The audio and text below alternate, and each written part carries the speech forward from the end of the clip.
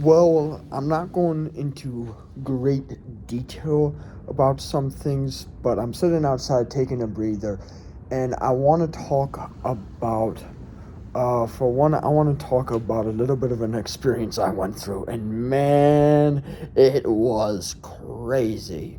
So, so I'm a person who, damn, door. I'm a person who deals with a chemical imbalance, but I'm a person who also deals with trauma as well. So, when I was a kid, I grew up in a so called good neighborhood, but all my neighbors were absolutely shitty. I was bullied by the neighborhood kids by being neurodiverse, and also, the fucking parents. These parents had, you know what these parents had? They had two little things. I might just skip the joke. Let's just say that their egos weren't big enough, so they had to pick on a neurodiverse kid. Yeah, you made it, yo. You made it in life. You may live in some big houses, but you made it. And guess what? They were Christians. They were Catholics. And you know what that means? Hypocrites! Hypocrites, right? And it's kind of funny to me is like if there was a judgment day and if Jesus like saw these people and all of that stuff, it kind of reminds me of the verse of like many people will say unto me, Lord, Lord, didn't even confess in your name, do all this type of stuff, but not every Christian who says they're a Christian is a Christian. And I could just imagine that Jesus sitting there in his white throne, and they come up and they're like, all right, Lord, we're ready to get in. And he's like, wait, what you did to the least of me, you did to me. And that means you picked on that neurodiverse kid. And you did that to the least of me. But guess what? I'm not less than. Right? I'm just putting that as an example to what. I'm just putting that as an example to like really for people to preach what they preach, to live what they like live, put the money where the mouth is. Like I was talking to a friend the other day about how he he says, man, one of the things about you, Zach, I've noticed, you put your money where your mouth is. When you say something, you're gonna do it, and I do it. All right, I'm gonna do it, right? And that's just really who I am. And man, tonight, one of the things I've noticed about people with trauma, and something that I've noticed that really people with trauma, especially like kind of in the bullying side. So I've noticed when an individual person disagrees with them in some way or another, they don't feel safe. And I'm saying this on behalf of my own experience and people I've observed. I know some people with trauma. All right, they might not fully accept it, but I know that they have trauma. Okay, and the point being is that they don't fully accept it. No, I don't want to talk about them, but it's like when an individual person disagrees with the other person on a certain topic, the person with trauma feels scared, feels intimidated, and feels like, oh, this is scary. Because the thing with disagreements, it shows it may not make the person feel very safe, and that's something I've noticed. Okay, especially like I don't want to go into details, but today. Holy mother of fuck. My worst fear came motherfucking true. And I don't want to say it's like my worst fear, but let's just say trauma-wise, it was pretty bad. Because when I was growing up as a kid, there was some asshole named Michael, okay? He was a good guy, but he was a motherfucking asshole to me, okay?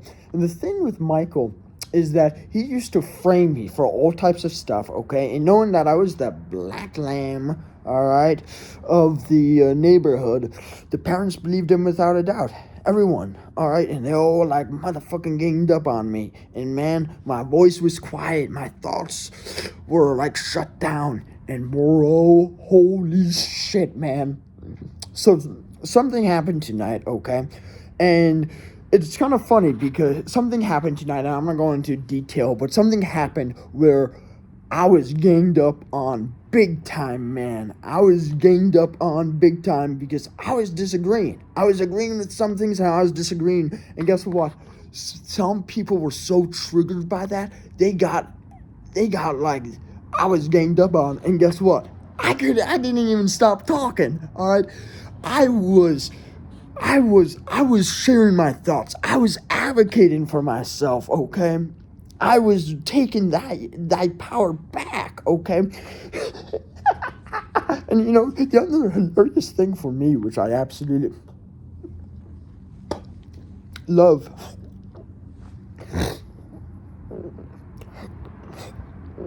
is when this was going on, full on, when this was going on, I'm like, okay. And man, when certain things happened, I felt scared. I was trembling, and I was bawling. I was probably bawling for an hour tonight. But guess what? Throughout my bawling experience, I had my voice known. I was advocating for myself. I kid you not, I was vomiting my thoughts. I was puking my thoughts all over the place. And that's something that's very important for me, because when I was a kid, I didn't really have that power. And guess what, motherfucker? Guess what? I took the power back and I overcame it. Man, I felt unsafe. And it's not that I felt unsafe that I was disagreed on, but I was told, for example, I was in a position where someone told me I was in the wrong. I was not in the wrong one bit. I didn't do anything wrong, but how people are and how human nature goes, boom, boom, boom. They went for my head. But guess what? They didn't get that heart. Because I'm the lion heart. And man, I was like, all right, you can go for it. Go for it. I don't care. And guess what? It may have hurt. I may have experienced a severe trauma response. But I'm like, hey, I'm in it, all right? And I was crying. Man, I was reaching out to my supports. I was doing everything right. And guess what? 10 minutes later, all right, from kind of the hour of me just expressing my emotions, I just hit a sensitive part of my body.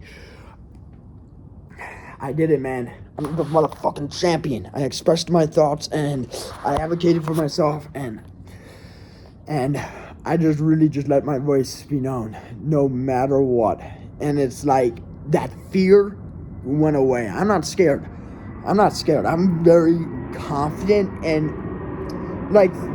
this entire time in my life right now, I've gone through challenges, I've gone through tests, but I'm extremely confident, and I'm very confident in my skills, and it's like I'm like, let's go. I'm like with whatever came my way, I was like, all right, I'll handle it. And that's what I did. I handled it. I overcame my trauma. And anytime I hear trauma,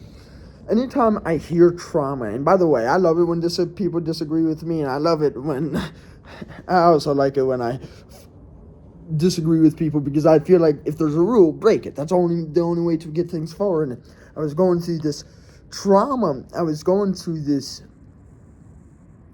experience, and I really took care of myself.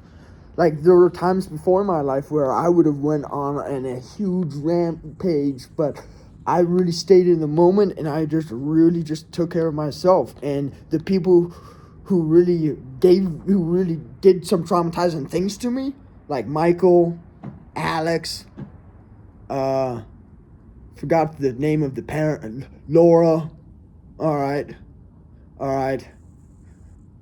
Sue, all right, all of them, even other places. I've really used it to make myself stronger. I used it to make myself a better person. And I'm like, well, if they want to go around living like assholes and all of that stuff and shitting on the world, go for it. All right? I know that I was shit on, but guess what? I rised out of it. And anytime I hear the word trauma, I feel this intimate feeling because it's like I know trauma has made me better. I know that it has made me love more. I know when I feel that like trauma response, like that attack or fight or flight mode, it makes me better. I'm like, oh my gosh, this trauma has really made me stronger. The thing I hate about trauma is people say it's a